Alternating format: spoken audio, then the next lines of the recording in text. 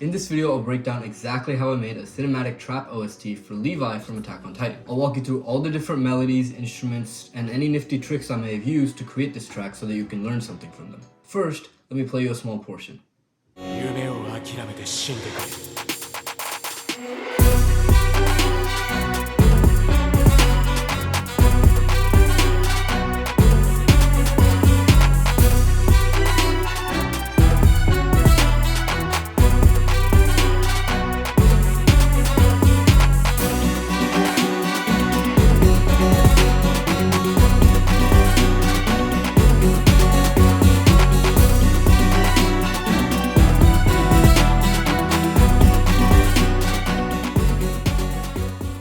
Before we do get started, my name is Sanjith. I've been making music for about 4 years now, and my goal with this channel is to eventually build it up to make it a promotional channel for producers, artists, and any sort of musician there is. Through this video, I hope that you can learn something new, that you gain value from, and that you can apply to your own music. So without further ado, let's jump right into this breakdown. I knew that I wanted to combine cinematic and modern sounds together. To me, that was orchestral sounds, guitars, and trap drums that we hear so often today. And this actually worked out pretty well since orchestra as well as guitars is a big part of Attack on Titan soundtrack. The idea that started this piece was a melody that I played on a cello.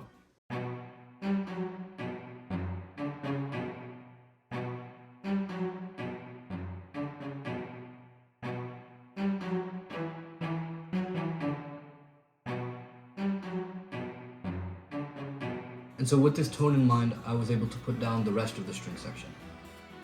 The bass plays a very simple melody that follows the chord progression of the song.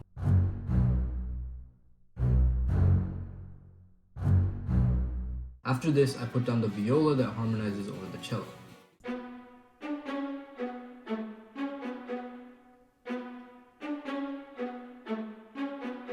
I actually really like adding harmony to some of my songs because it really adds a lot of color and texture to what would have been just the same notes playing over and over again. So it's something great that you can apply to your own music. Then I added the violins, which play a faster rendition of the main cello melody.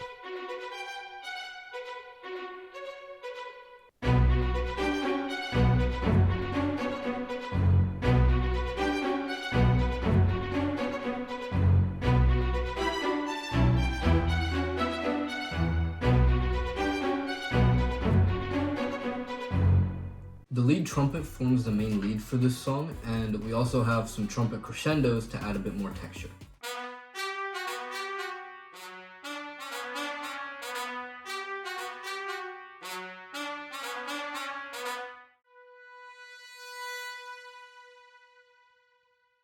All the instruments I just used are from Opus from East West Sounds. If you guys do want to check them out, I'll leave a link in the description for you to do that.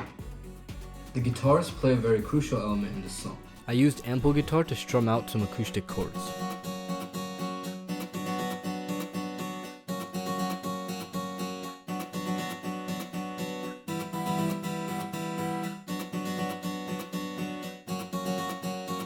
Ample guitar is completely free, by the way, and I'll leave a link in the description if you guys want to check it out. This video is not sponsored. It's just a really good plugin if you guys want to check it out. Then I used some stock electric guitars to support the acoustic guitar.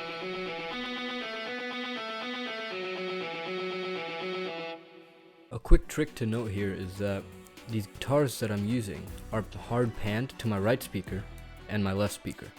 And on top of this, what I've also done is I've shifted the one to the left slightly offbeat. And what this helps us do is make it sound like there are actually two guitar players at two different sides actually playing a guitar. And it's a lot more realistic when it's done that way. To top off all the guitars, I also added a muted stock guitar from Logic. The drums play a very fast pattern in the song. In this specific kit, I have 2 snares, a clap, a kick, and for the cymbals, I have a crash, a ride that follows the kick pattern, an open hat, and a closed hat.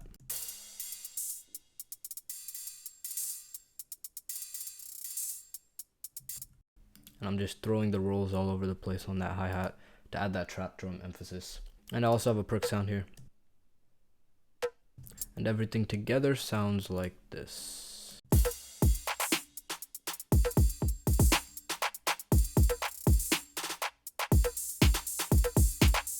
The ride following the same pattern as the kick is something that actually adds a lot of punch.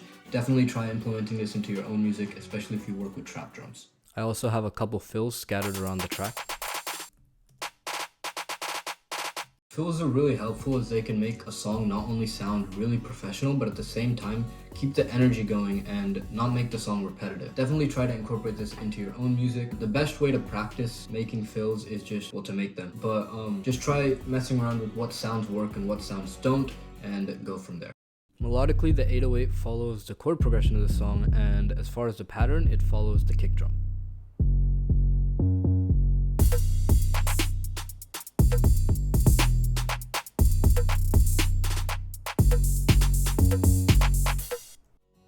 And so now I want to show you guys the different arrangement tricks that I've used that you can also incorporate into your own music to make it sound a lot better. In the transition from the intro to the first drop of the song, I've created a sort of riser with a guitar.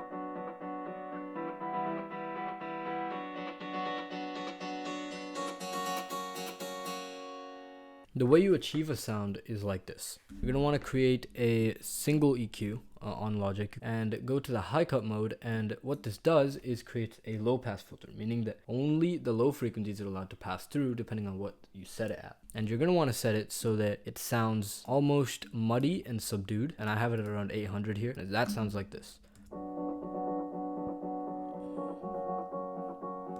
And you're going to eventually want to make it rise up to the point where all the high frequencies are let, and that sounds like this. And you're going to want to automate this to about a half a bar before the drop to let all the frequencies go and create a curve that fits your song. Like we used a low pass filter on this, we can also use a reverb and do almost the exact opposite, where we start it off with a lot of reverb, and right before the drop comes in, we can minimize the reverb to almost nothing, and it will actually emphasize this riser effect even more. As far as the EQ, it functions in the exact same way. So we start it off at a subdued level, and then we bring it all the high frequencies back in right before the drop. But what's different here is that I'm using a reverb. In this specific one, I'm using ROM by Native Instruments, and it's at a very high amount in the beginning and a very low amount at the end. And both of these are happening at the same time inversely, and that creates a lot of anticipation that you'll see when I play this.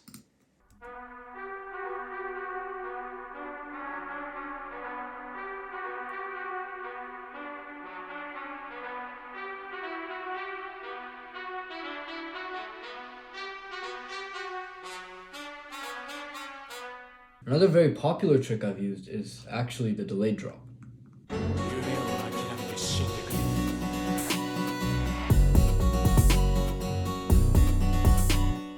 And why this is called the delayed drop is because of the fact that most of the main parts of the drums come in only after the first bar. To do this trick, you're going to want to push back any low-end drums to about the second downbeat. And you're also going to want to push back any fast-moving cymbals, so for me that's this ride, to the second downbeat as well. And to emphasize it even more, you can add a quick riser to the second downbeat in order to emphasize when the low end hits. You can mess around with many different types of this in order to suit your own song, but it's a great tool to add to your own music.